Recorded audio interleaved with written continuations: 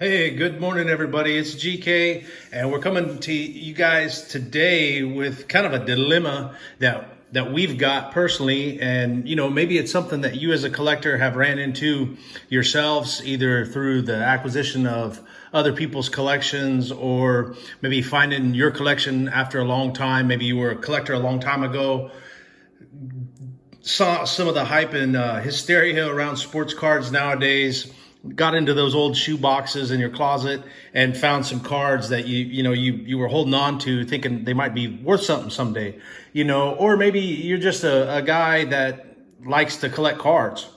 And none of those answers are wrong, of course, but what we have and what makes it a dilemma is this is just one stack right here, or out of one shoe box of cards that we got from my brother-in-law. And my brother-in-law was a longtime collector from back in the 70s and 80s.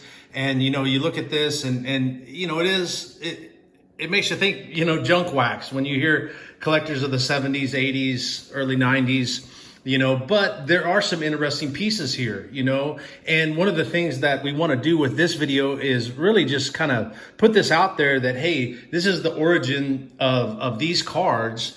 I think what we want to do is list them online, and there are some issues and problems with doing that. And we're going to explain that a little bit later. But ideally, here we've got a Dale Earnhardt card, right? And this is a press pass trackside from, I believe, 2000. So a 2000 year Dale Earnhardt, great card. We'd like to keep it, but chances are there's somebody that would like that even better in their collection.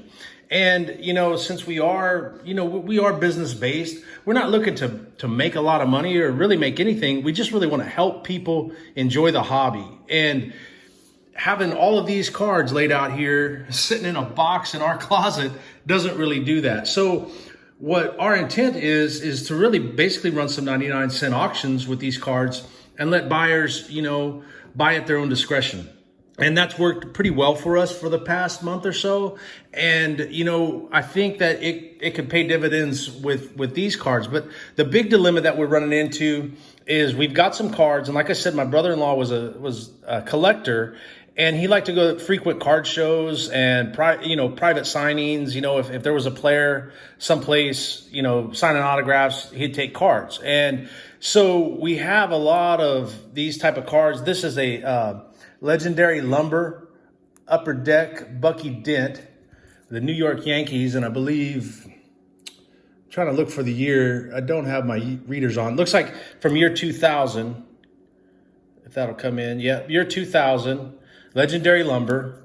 All right, so it has a stamp sticker on there. It has a piece of memorabilia, like a bat piece, but then it also has a signature on the card, like a hard signed autograph.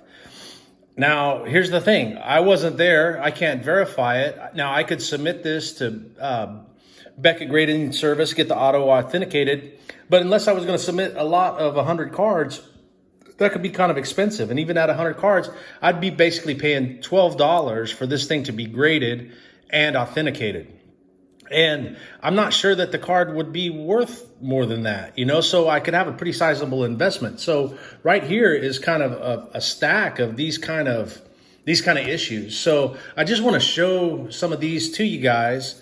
And some of the, like here's an Alan Anderson, hard signed, a Kevin Gross, hard signed, a John Wathen, and I remember going to some signings with John Wathen, Frank White, Willie Wilson there in Wichita, Kansas back in the days. And I do remember his autograph like that, but I wasn't present for this autograph, so I don't know. I don't want to advertise it.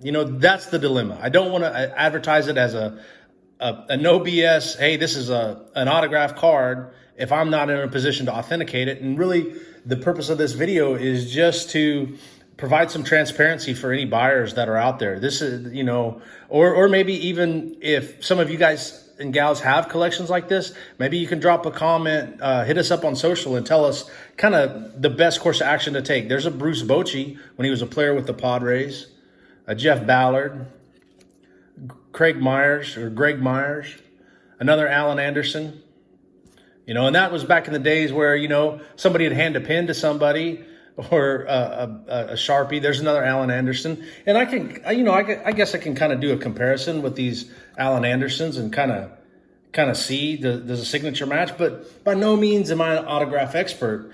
And one of the exciting things about this, there's another Allen Anderson, is that I know that I can learn a lot from this process, and that's really what it's all about. If we can use these cards to increase our knowledge base and help other collectors out in the future, then it's worth whatever we need to do, but we just need to figure out the best way to go about doing that. So as you can see, there's a Jose Aquindo, there's a Joe Torre, I mean, it is what it is. Now we get into some of these where there's signatures and they're more likely authenticated, but not necessarily, just some more modern cards, some autographs, Allen Anderson, Terry Boss, so yeah, I mean, if you guys have a situation like this and have handled it, drop us a line. Let us know how you dealt with it. Here's one.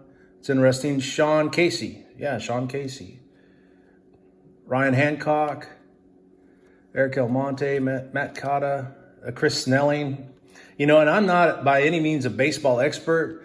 I don't claim to be, I just know that these might have value to somebody and we can learn something in the process.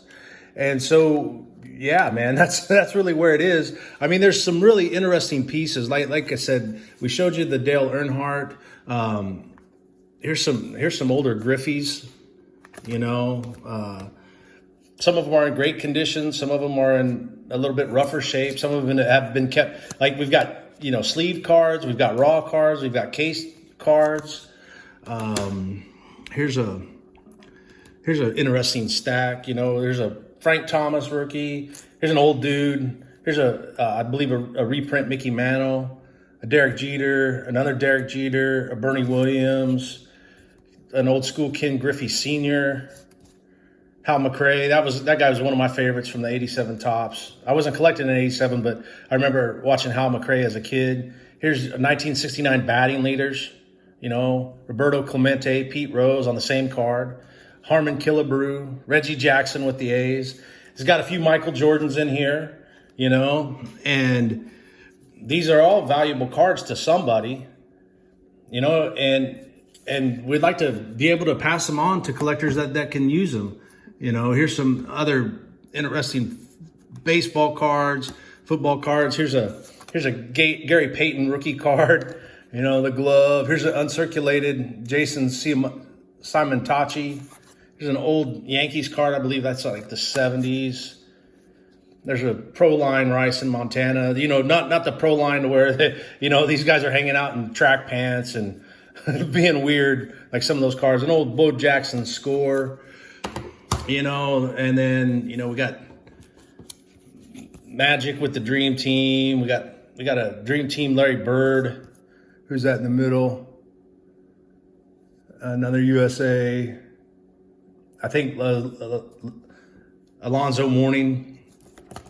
Got the Dale Earnhardt, some Jeff Gordons.